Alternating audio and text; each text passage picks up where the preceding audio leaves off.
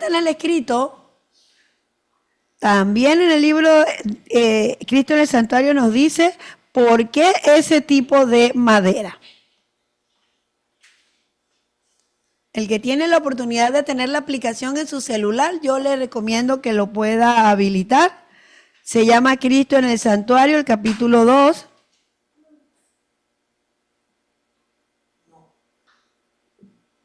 A ver, ayudo. Bueno, voy a ayudarlo a ver si nos conectamos.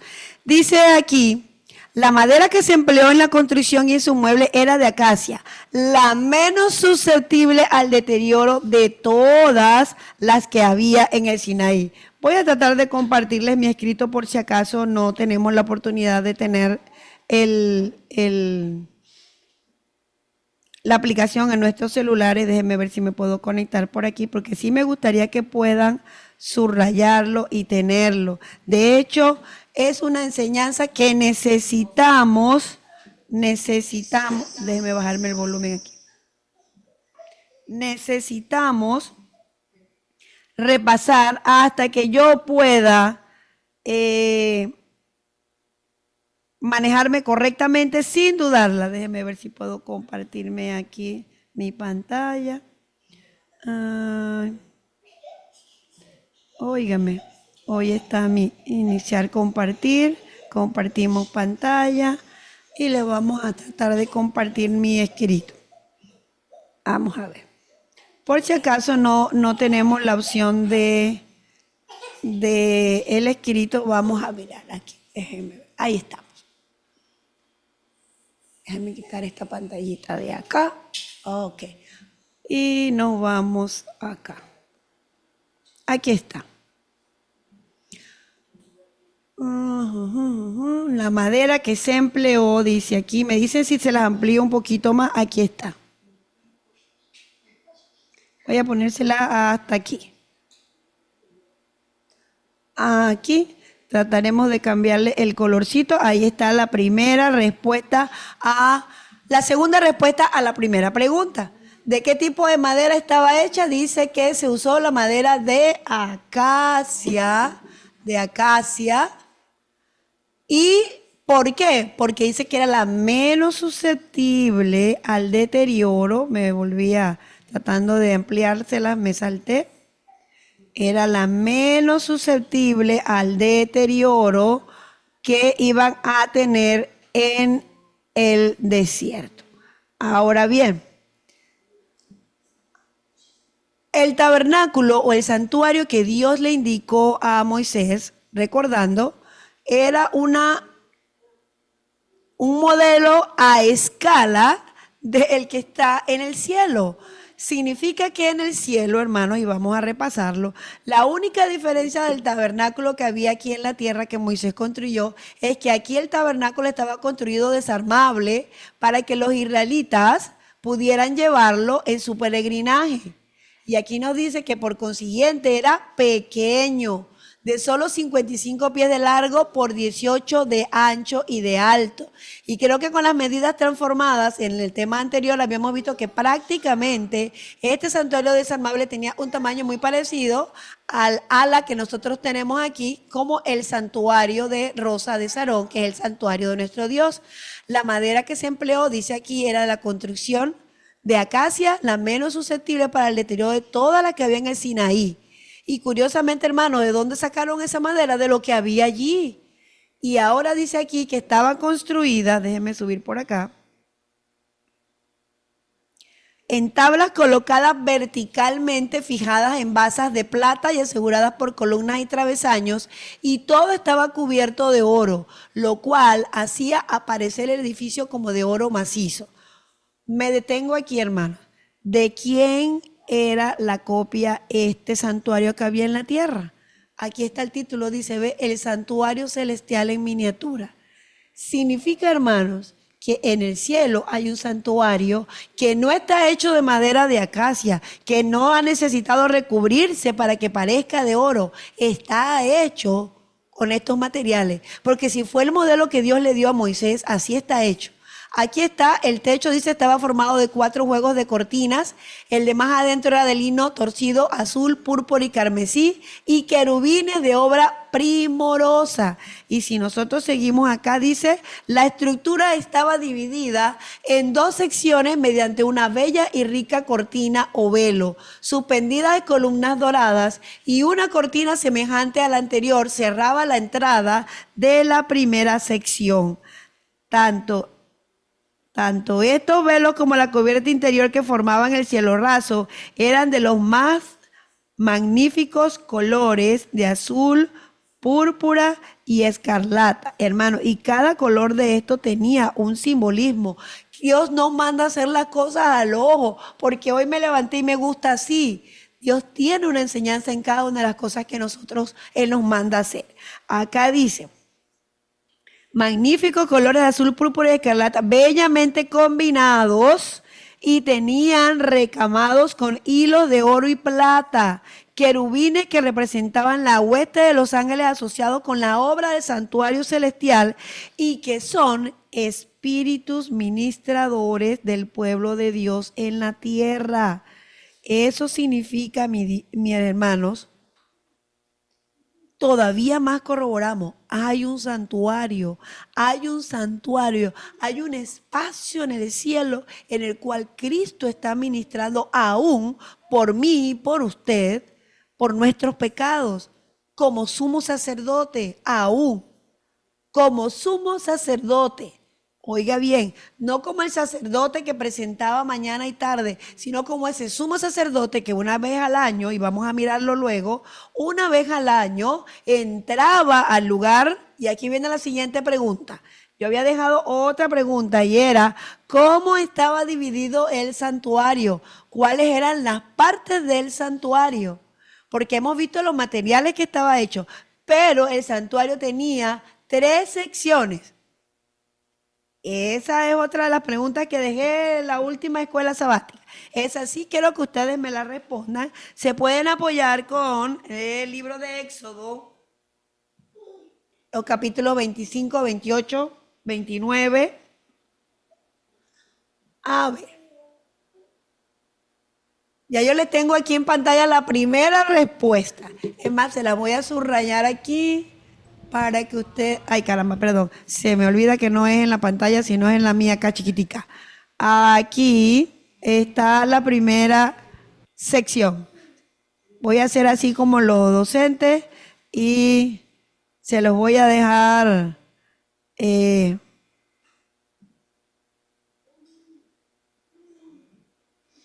¿Cómo se llamaba la primera parte del santuario? Eran 3 partes. La primera, lo tienen en pantalla, si por favor me lo pueden leer, se los agradecería mucho. Está en pantalla, me avisan si se lo amplío. El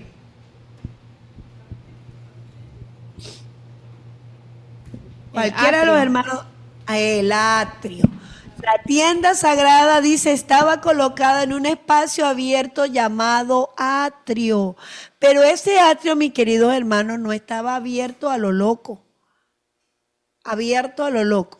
Dice aquí que estaba rodeado por cortinas de lino fino que colgaban de columnas de bronce.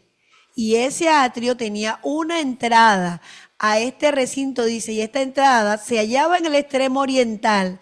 Estaba cerrada con cortinas de riquísima tela, hermosamente trabajadas, aunque inferiores, ¿a dónde? A las del. A las del santuario. Entonces, Inferiores. interesante, mira, exacto. Voy yo a resaltarles aquí la diferencia. Y entonces, si yo le pongo aquí la imagen, déjeme acomodar aquí, voy a usar el piloto. Yo me acuerdo, mientras le voy a poner acá, yo me acuerdo que cuando yo era una adolescente, quizás de hace mucho tiempo, en el siglo pasado, creo que tendría como 17 años, mal no recuerdo, quizás un poquito más o un poco menos. Yo creo que a lo mejor se recuerda un poco más esa fecha, pero mi madre tomó un seminario de 2 meses, que es un seminario que se daba de manera conocido como el nivel teológico, de lo que era el santuario y creo que el día pasado, si no mal recuerdo, él se les mencionaba que en ese tiempo habían algunos libros que no estaban traducidos al español, pero mi mamá tomó un seminario de 2 meses acerca del santuario y de cada una de sus partes, ¿sí? Teológicamente, Se escucha lejos del micrófono.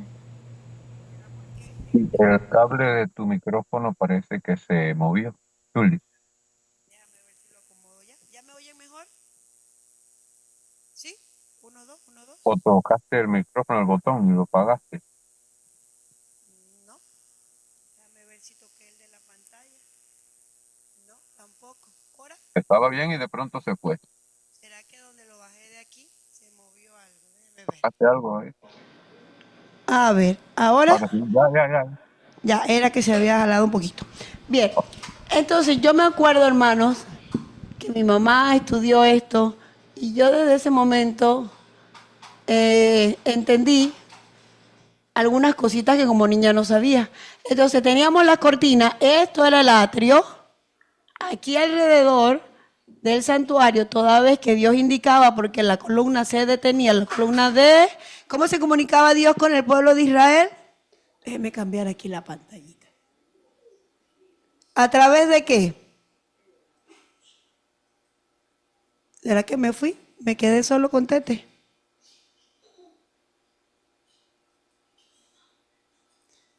¿Será que me quedé solo con Terce? Pero que no. A ver, No, aquí estamos todos.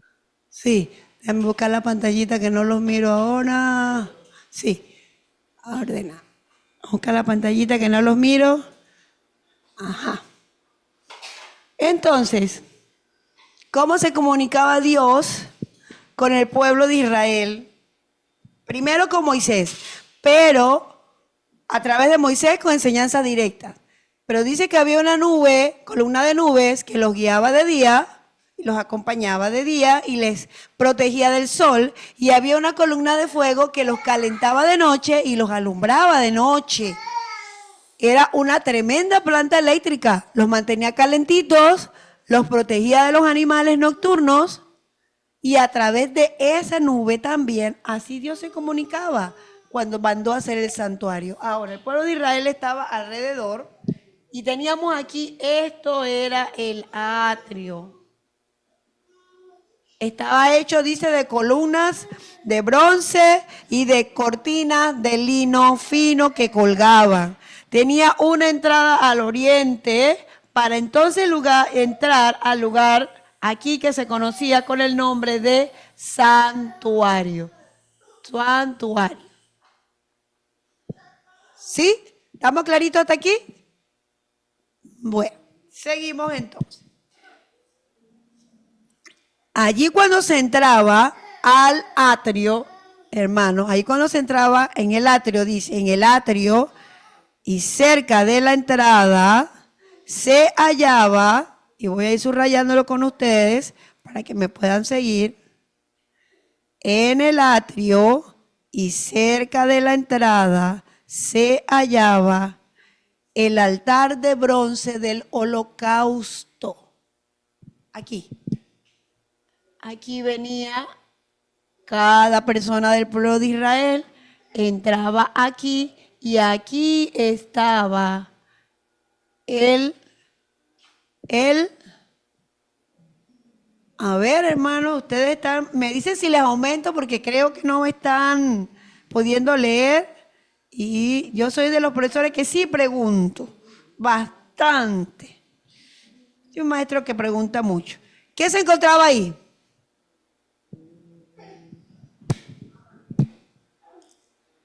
¿Qué había ahí? Apenas entraba la persona con su ofrenda a el atrio, por aquí venía, entraba con su ofrendita y aquí se encontraba el altar De bronce del holocausto. de bronce del holocausto. ¿Qué se hacía ahí? En ese lugar, en ese altar de bronce. ¿Qué tenía que hacer la persona cuando entraba al atrio. Y no era que los israelitas llegaban hasta dentro del santuario, habían indicaciones para eso. Pero la persona que llevaba su ofrenda, sea Zulín, sea María, sea Ana, que se llegaba al atrio, al santuario, porque este proceso había que hacerlo mañana y tarde, para que usted pudiera ahora recibir el perdón de sus faltas del día. Y aquí mismo dice, en este altar se consumían todos los sacrificios que debían ofrecerse por fuego al Señor, y sobre sus cuernos se rociaba la sangre expiatoria. Entre el altar y la puerta del tabernáculo estaba ahora, y pauso aquí, y lo voy a subrayar con otro color. Y ustedes me dicen, hermanos, si me están siguiendo, si tengo que retroceder, si tengo que... Puedes aumentarle un poquitito más el tamaño, sería bueno. Voy a tratar. Déjame acomodar el micrófono acá, que no se me vaya a mover. Vamos a tratar de aumentar un poquito acá.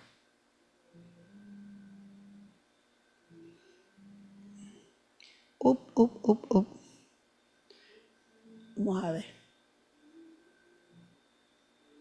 Vamos a tratar de... que yo la veo aumentada aquí en mi pantalla, pero creo que a ustedes no se les aumenta mucho allá.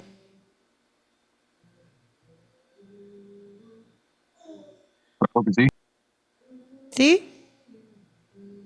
No miren mucho que se van a Sí, marear sí. porque... ¿Sí? ¿Te aumentó? Sí. Ok. Voy más para abajo. No miren mucho la pantalla que se me van a marear.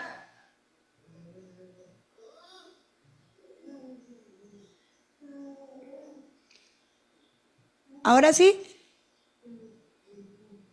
¿Se ve mejor? Sí, gracias Darío. Vi la cabecita. Gracias. Bien.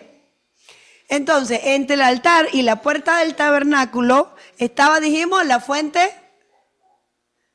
Entrando estaba la fuente de bronce y también estaba, dice aquí, ya me perdí yo. El altar de bronce del holocausto estaba inmediatamente que entraba la persona al santuario, aquí. Y entre el altar y el santuario estaba lo que era la fuente de bronce, esta que tengo subrayadita aquí, ¿cierto? ¿Estamos claritos? ¿Qué sucedía ahí o qué había ahí o para qué Dios pidió esto? Y dice aquí, primero que estaba hecha con los espejos donados voluntariamente por las mujeres de Israel. Segundo dice, en la fuente los sacerdotes debían lavarse las manos y los pies cada vez que entraban al departamento santo o cuando se acercaban al altar para ofrecer el holocausto al Señor. Voy a tratar de ponerles aquí subrayadito. Déjenme ver si lo logro. Está mi iPad hoy un poco desordenado. Aquí dice los sacerdotes debían lavarse las manos y los pies cada vez que entraban al departamento santo. ¿Cuál era el departamento santo, hermano? Yo les había pedido a usted la tarea que me dijeran cómo estaba dividido el santuario. La primera parte era el atrio, que era lo que estaba aquí alrededor. Y aquí alrededor, entrando, estaba el altar del sacrificio. Y entre el altar del sacrificio y el santuario estaba la fuente. Y ahí tenían que lavarse los sacerdotes. No entraba después del altar de bronce ningún ciudadano israelita al santuario. Nadie de eso, hasta ahí llegaba. Su trabajo era llegar. Su fe debía estar en que él llegaba, presentaba su ofrenda, la sacrificaba. El sacerdote ahora hacía el procedimiento de tomar la sangre y llevarla y ponerla y rociarla sobre los cuernos del altar y luego ir y lavarse las manos. No podía entrar al lugar santo con las manos sucias. De hecho, para poder entrar al lugar santo, hasta los zapatos tenía que quitarse, tal cual como Dios le había dicho a Moisés cuando Moisés se acercó a la zarza. Y yo no sé, hermano, pero cuando nosotros miramos o yo repaso esto una y otra vez, me doy cuenta cuán frívolo es uno cuando uno se presenta a la casa de Dios para la oración, para adorar a Dios. Y mire, interesante mirar cómo Dios nos ha guiado que nuestro templo casi es las medidas del santuario a escala que Dios indicó. Y ese lugar donde nosotros estamos ahorita ahí, sentaditos, hermanos, es el lugar de adoración, que es el lugar santo. Pero a veces nosotros creemos que nos volvemos fanáticos cuando estamos recordándonos que Jehová está en su santo templo, calle delante de él toda la tierra. Entonces, cuando Dios dijo en Éxodo 25, haráme un santuario y habitaré en medio de ellos, hermanos, era una indicación para el pueblo de Israel y es una invitación para nosotros también. Obviamente Dios está con nosotros todos los días mientras nosotros se lo permitamos, mientras nosotros no obedezcamos, somos desobedientes o le decimos a Dios de una manera indirecta, no me interesa que esté cerca de mí, con nuestra actitud, con nuestra conducta, con nuestro orgullo, este orgullo que tenemos a veces que creemos que no necesitamos de nada, pero nos fingimos humildes, le decimos a Dios que no lo queremos cerca, pero Dios dio la indicación de un lugar para adorar. Y mire que cuando nosotros participamos de la Santa Cena, hermano, lo importante del lavado de los pies con los hermanos tiene mucho significado y no salió porque ahora a Cristo se le ocurrió cuando Él vino a la tierra y lavarle los pies a los discípulos. Viene con un antecedente, ese sacerdote que debía lavarse para presentarse al lugar santo de Dios. Entonces, hemos visto que estaba el atrio, que era la primera parte, y en el atrio entrando estaba el altar del sacrificio, que estaba hecho de...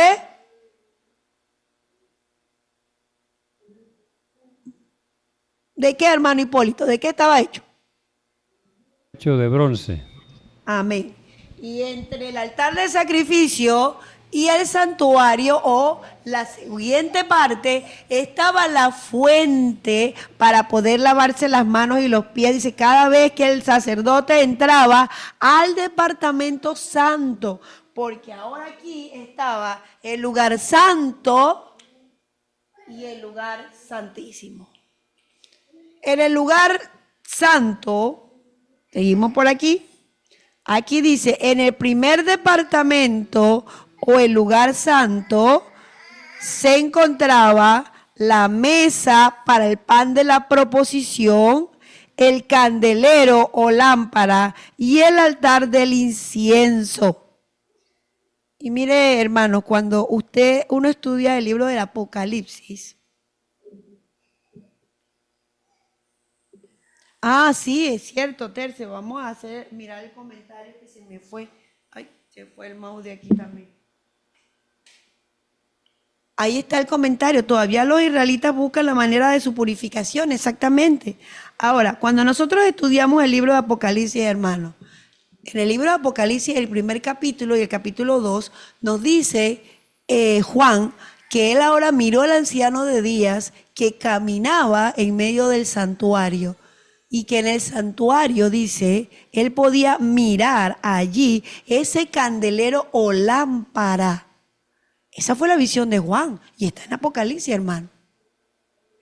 Más evidencia aún de que ese santuario que Dios pidió de construcción al pueblo de Israel a través de Moisés, para poder habitar en medio de ellos, hermano, es exactamente la misma réplica del original que está en el cielo. Por eso le decía a escala. Y cuando uno hace algo a escala, hermano, usted tiene que hacerlo exactamente igual al modelo original. Una milésima, un centímetro, medio centímetro que usted diseñe al reducir el original en su escala, ya no es igual. Y si usted ahora tiene que entregar un plano para que eso sea verificado y construido, usted como ingeniero, como arquitecto o como diseñador, arquitecto de interiores, usted va a tener problemas. Y yo me acuerdo en el momento cuando Denise estaba haciendo su práctica para graduarse en la universidad de su carrera, ella le tocó hacer práctica en Mayor y Mayor, que es una firma de arquitectos. A ella le tocó trabajar los planos de diseños interiores de la iglesia de los mormones, que se les llama los santos de Jesucristo de los últimos días, exactamente. Mormón, más conocido. Ustedes saben, hermanos, que esas iglesias de ellos tienen que ser igualitas en todas partes. El diseño debe ser idéntico. Y recuerdo que en aquel momento ella tuvo casi 2 semanas haciendo todo el diseño del templo que iban a construir en Nicaragua, me parece que era. Y allí hay un tema, y es que los diseños que van dentro del lugar, porque ellos tienen varias salas, y hay una sala que representa el previo, dice, a la Tierra Nueva, y hay un diseño de flores que creo que son 6 pétalos en cada flor, y parece que el arquitecto en jefe le había pasado a Denise y no se había dado cuenta que cada flor de esas lleva 6 pétalos. Y hubieron flores que él las diseñó como hacía, y cuando Denise trabajó el diseño interior y lo presentaron, le dijeron automáticamente del templo que estaba, creo que en los Estados Unidos, hay que corregir.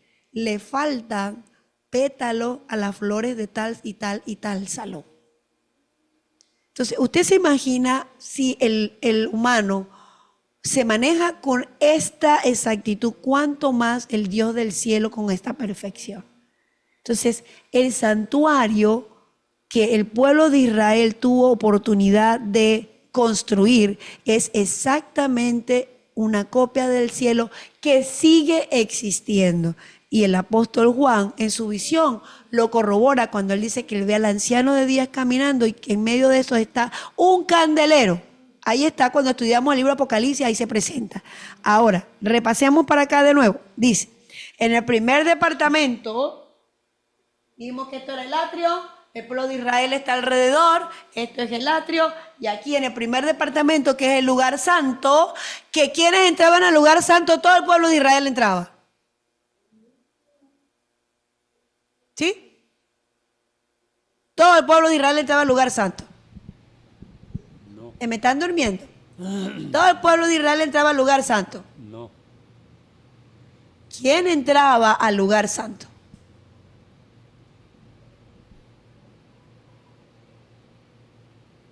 Ajá. Bueno, vamos a leer para que podamos tener esa respuesta y subrayarla. En el primer departamento, el lugar santo, estaba en la mesa para el pan de la proposición, el candelero o la lámpara y el altar del incienso.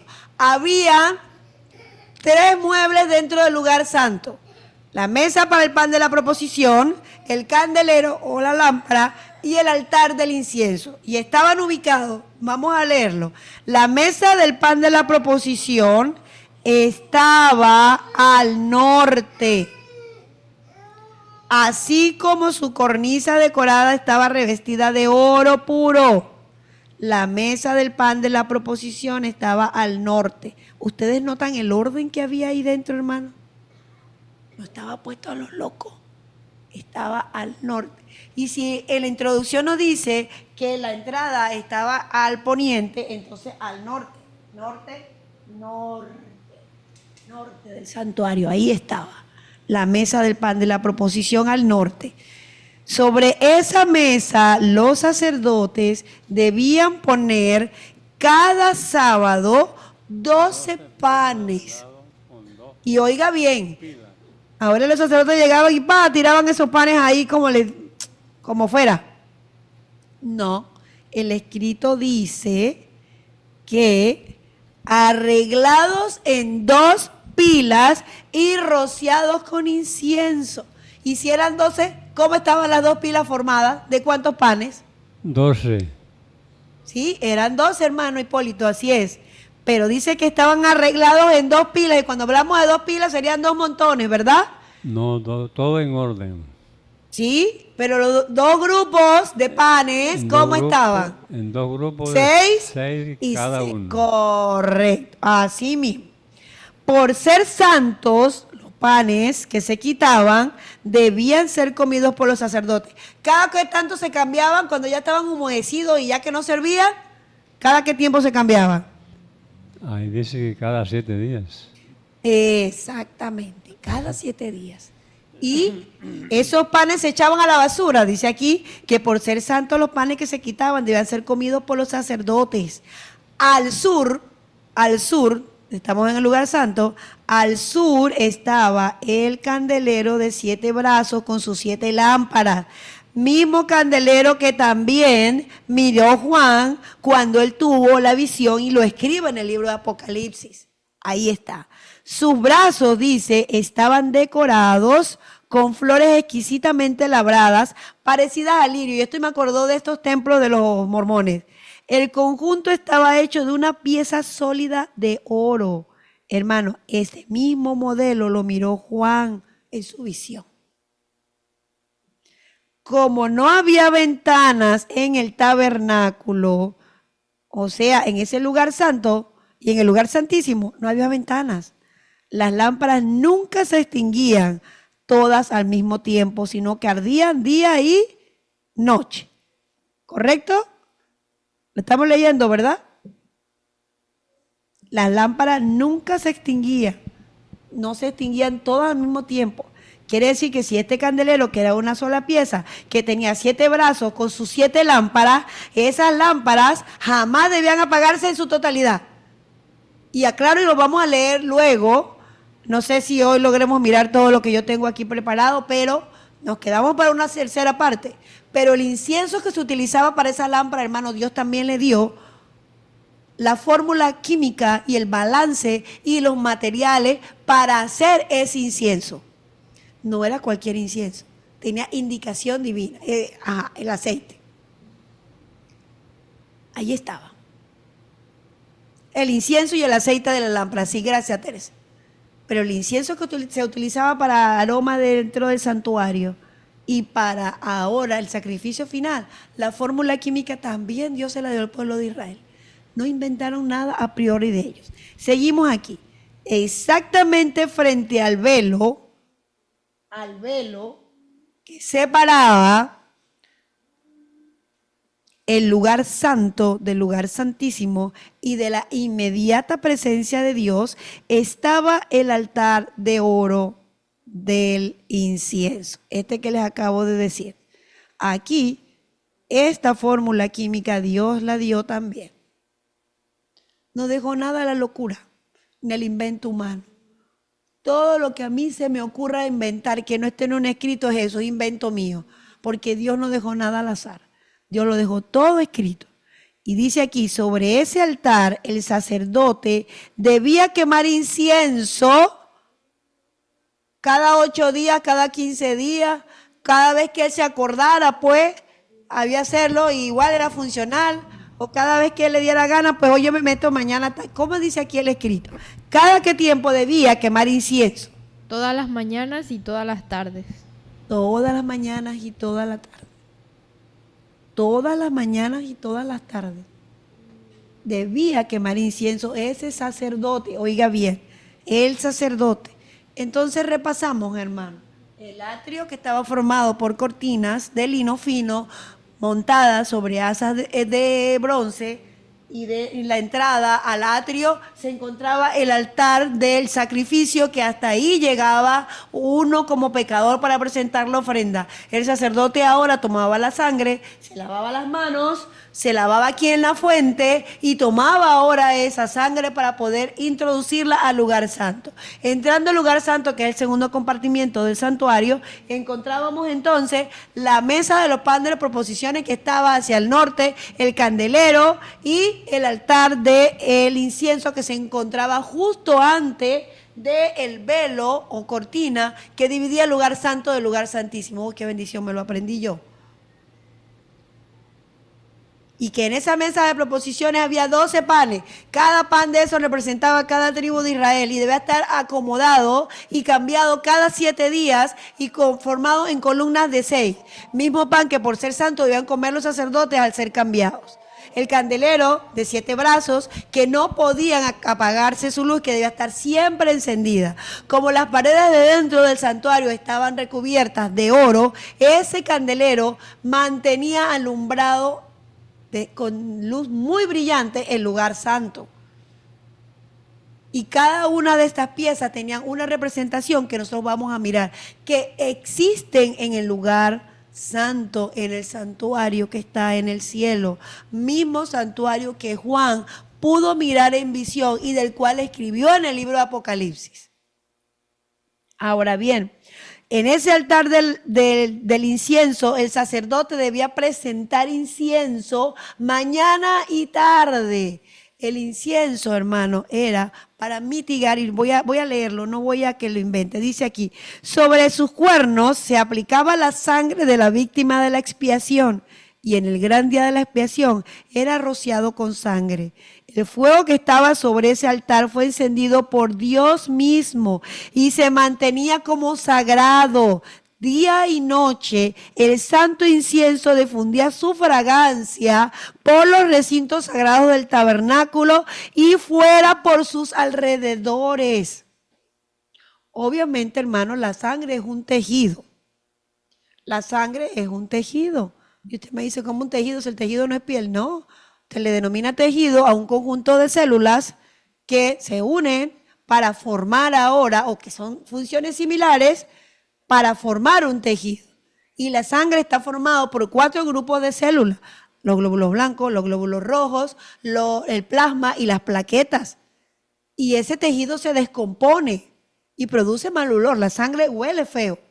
Y obviamente, hermano, eso era un sacrificio que se hacía mañana y tarde. Así que ahí había sangre constante. Pero Dios había hecho la provisión y dice aquí, el fuego que estaba sobre el altar fue encendido por Dios mismo y se mantenía como sagrado. Día y noche el santo incienso difundía su fragancia por los recintos sagrados del tabernáculo, y fuera por sus alrededores. O sea, había un aroma de incienso grato. Hermano, mis pecados y sus pecados producen mal olor en el lugar santo del cielo. ¿Sí? ¿No lo habíamos visto así? Y hago constar que lo que les estoy diciendo lo vamos a ver más adelante, porque aquí está en el escrito también. Producimos ese mal olor. Mismo olor ahora que por la misericordia de Dios sus pecados y mis pecados son perdonados. Por eso es que usted y yo no caemos redondo por ahí como caía antes, como cayó Nadab y Abiú cuando cometieron pecado. Como aquel hombre que decidió ayudar a Dios porque la arca se iba a caer y decidió meter mano. Y nosotros decimos, ay, pero pobrecito, si eso lo quería ayudar. No era su trabajo, Dios iba a cuidarlo. Cuando usted y yo cometemos pecados, nuestros pecados producen mal olor en el cielo. ¿Y sabe cómo Dios nos mira entonces? Jesús se presenta ante el Padre y le dice, Padre, mi sangre por ellos, misericordia por ellos. Y por eso es que yo le decía, hermano, que hemos tenido todo un mes de enseñanza. Y yo no sé, pero yo doy gracias a Dios de haber aprendido más, porque de verdad que había momentos que yo decía, ¿cómo uno va a lograrlo? Y sí se puede. Por eso es que no lo logró. Y mire, hermano, David, pese a todos sus pecados y sus faltas, porque David fue adúltero, David fue asesino, David maquinó un asesinato, mintió, robó, o sea, David violentó los mandamientos, ¿sí o no? Y no se lo estoy presentando como una excusa, le estoy presentando que David era un hombre con toda la tendencia de caer como yo. Pero cuando David reconoció que él había fallado y que tenía que presentarse ante Dios arrepentido, por eso es que él escribe ese salmo. Y dice ahí, crea, oh Dios, en mí un corazón limpio y renueva un espíritu nuevo delante de mí. Es porque llegó a comprender esto. Y él conocía este sacrificio. Y él conocía estos rituales. Porque como rey de Israel, él conocía esto. Y había fallado. Y había fallado. Y se presentó ante Dios con esa necesidad, con ese arrepentimiento y con ese cambio. Con ese cambio. Y hago contar, hermano, que en su momento David no tenía la bendición que tenemos usted y yo, que Cristo ya había muerto por él en su pecado. Todavía él dependía todavía más de por fe de que ese sacrificio que él hacía en ese corderito fuera tomado en cuenta. Fuera tomado en cuenta. Al final de los días, Dios escribió a David y volvió a decir que David era un hombre conforme al corazón de Dios. ¿Usted cree que eso no es una bendición, hermano? Pero para eso yo tengo que trabajar. Tengo que prepararme para eso. Esto no es una cuestión de relajo ni de desorden. Y seguimos aquí. Nos quedamos aquí y dice, y fuera por sus alrededores, ¿correcto? Ese era el incienso. Entonces, cuando nuestras oraciones al cielo, cuando yo me arrodillo mañana, tarde, el momento en que usted sienta la necesidad y aunque no la sienta, hágalo. Hay un himno que dice, tan solo el día cuando esté con Cristo en la celeste Sión, entonces me despediré feliz de ti, dulce oración, porque eso es lo que nos mantiene a nosotros, hermano. Y si usted no ha podido disfrutar, si yo no he podido aprender que en esa oración de rodilla, solo con Dios presentando mis necesidades para encontrar confort, esa oración se va a convertir en un incienso grato porque Dios ahora va a escucharme la necesidad que tengo. Y no es que ahora yo, si no me arrodillo, no Dios me va a escuchar Dios. Porque yo condiciono a Dios. ¿Quién soy yo? Dios me dijo, invócame en el día de tu angustia y te escucharé y te sacaré y te socorreré. Entonces, ¿por qué lo dudo? Porque yo misma no lo he probado. Y en el momento en donde usted menos quiere orar, hermano, es donde más usted debe obligarse a orar y buscar esa fortaleza. Esa fortaleza. Entonces, hemos visto el atrio, hemos visto sus muebles, hemos visto el lugar santo y hemos visto su mueble. Si yo hasta aquí tengo que repasar, podemos corroborar entonces que estaba el lugar, el atrio, que estaba diseñado con cortinas de hilo fino, montadas sobre astas de bronce, estaba el altar del sacrificio hasta donde llegaba y tenía su puerta hacia el lado del oriente, en donde entraba el pecador mañana y tarde a presentar su ofrenda. El sacerdote la recibía allí, tomaba la sangre después que el mismo pecador degollaba su ofrenda, no era el sacerdote. El sacerdote recogía la sangre antes de presentarla, antes de introducirla al lugar santo, debía lavarse sus manos y sus pies para poder entrar al lugar santo. En el lugar santo entonces estaba la mesa de la proposición o de los panes, y es que estaba hacia el... quedaron. En 2 bloques eran 12 panes, en 2 bloques de 6, estaba el candelabro de 7 brazos y estaba el altar del incienso que estaba justamente ubicado delante del velo que separaba el lugar santo del lugar santísimo. Tenemos las 3 respuestas a las preguntas, ¿verdad? Entonces, el santuario estuvo hecho de madera de acacia. Claro, todos sus muebles de madera acacia. ¿Por qué de madera de acacia? Porque era la madera que podía resistir el deterioro en el desierto. Amén, así mismo es. Entonces, la segunda pregunta era, ¿cuál era la división o cómo estaba diseñado y dividido el santuario? La primera parte del atrio, la segunda el lugar santo. Y tengo la respuesta aquí.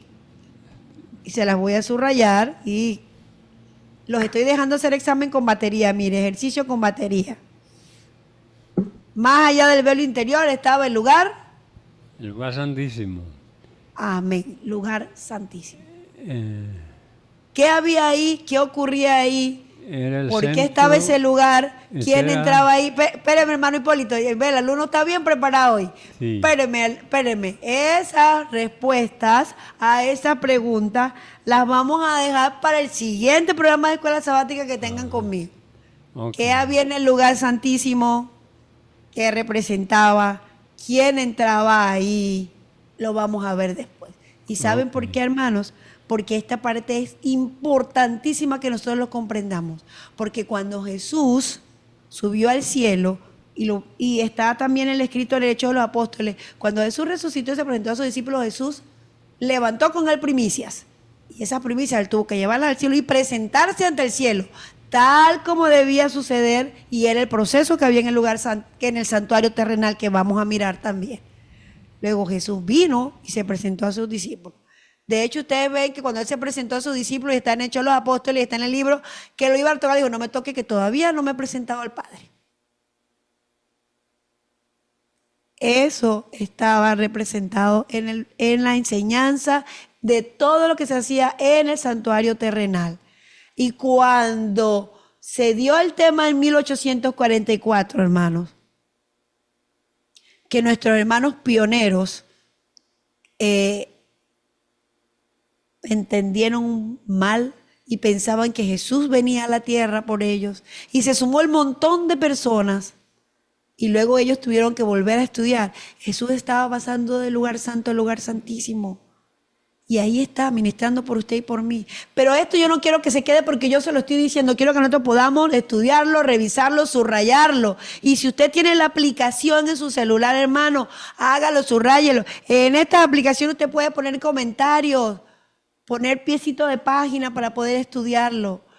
Y si nosotros, hermanos, como adventistas del séptimo día, como israelitas modernos, comprendemos el santuario, nadie nos va a engañar. No vamos a andar sobre la marcha pensando que ahora nosotros podemos ser judíos mesiánicos, o vamos a estar pensando que nosotros podemos creer que en el universo las cosas ocurren porque son predestinación, porque eso no es así. Eso no es así. ¿Por qué Dios es tan celoso con su adoración? Porque Dios es santo. Por eso Habacuc 2:20 dice, hermano, calle delante de él toda la tierra. Porque nosotros estamos en el lugar preparado para que Dios se pueda reunir con nosotros, que pueda estar con nosotros. Y no es que no lo esté durante la semana, hermana, pero este es el lugar para que nosotros podamos sumarnos con el resto de los seres no caídos del universo para adorar a Dios. Este es nuestro templo, nuestro santuario. Nuestro atrio, lo que tenemos alrededor, nuestros patios. Por eso es que nosotros debemos enseñar a nuestros niños también y nosotros como adultos reaprender que el atrio de nuestra iglesia es sagrado también, eso está dedicado para Dios. Y este lugar santo donde nosotros nos sentamos, bendito Dios, que lo tenemos cómodo, podemos adorar a Dios cómodamente. Nuestras cortinas, nuestras sillas son santas, son santas.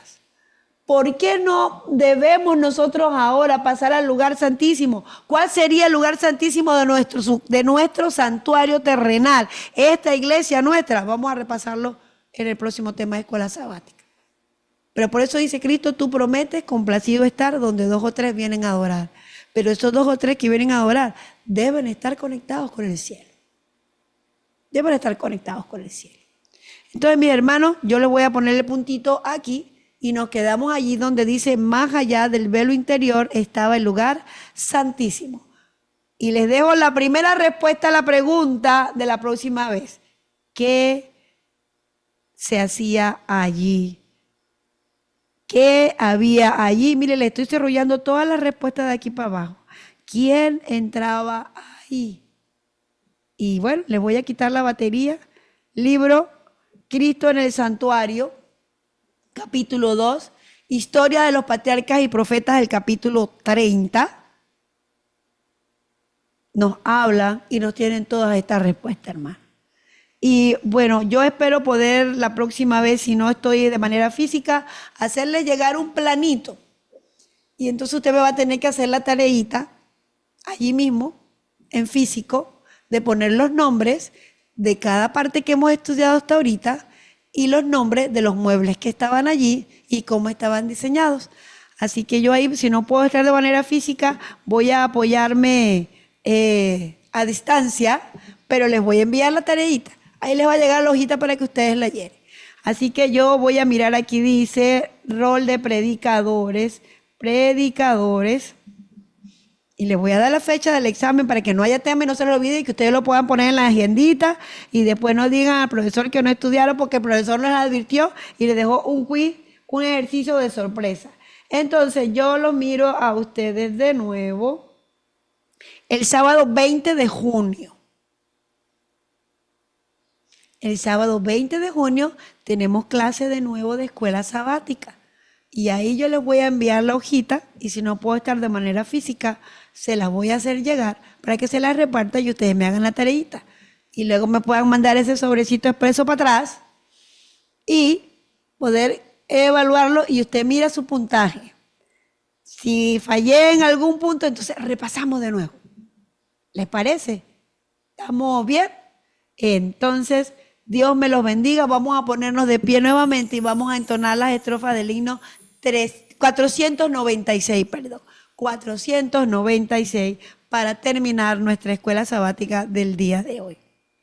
Y harán un santuario y habitaré en medio de ellos. 496.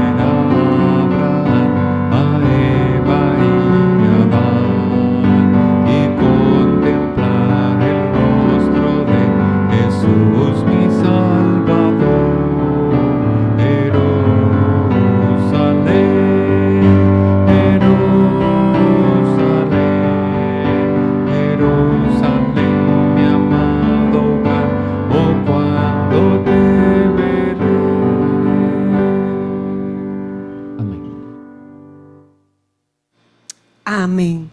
Vamos a ponernos de rodillas y vamos a orar nuevamente.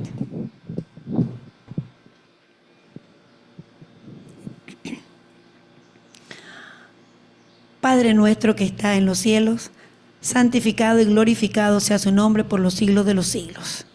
Gracias, Padre, por el gran amor que usted ha tenido para con nosotros y por la misericordia, Señor, que aún nos das. Agradecemos, Señor, las bendiciones, las enseñanzas. Agradecemos mucho, Señor, ese amor que usted ha tenido por nosotros, que pudiendo habernos desaparecido, ha entregado el cielo y usted hasta la última gota de su sangre por nosotros. Nos presentamos ante el trono de la gracia suplicando, Señor, que no nos abandone, que no nos deje despegarnos de usted, porque realmente, Señor, somos nosotros los que nos alejamos, pero que usted tenga un poquito más de misericordia con nosotros. No nos deje despegarnos y permítanos, Señor, seguir en esta lucha de forma tal, Señor, que en un momento no lejano podamos entonar las estrofas de este himno y realmente, Señor, conocer a Adán, a Abraham, podamos estar juntos en el cielo, Señor, disfrutando de las bendiciones del cielo, y no precisamente porque vamos a tener coronas de oro, sino porque vamos a poder estar con usted por la eternidad. En sus manos nos encomendamos, Señor, rogando todas estas bendiciones y sabiendo que usted hará por nosotros mejor de lo que nosotros estamos pidiendo en este momento, nos encomendamos en la sangre preciosa de Jesús. Amén. Amén. Bueno, mis hermanos, Dios les bendiga a todos. Feliz sábado. Me dejo nada más para invitarlos para la próxima escuela sabática. Y vamos ahora con nuestra lección, que de verdad que está muy, muy, muy interesante. Nuestras lecciones de este trimestre. Que Dios les bendiga a todos. Feliz sábado.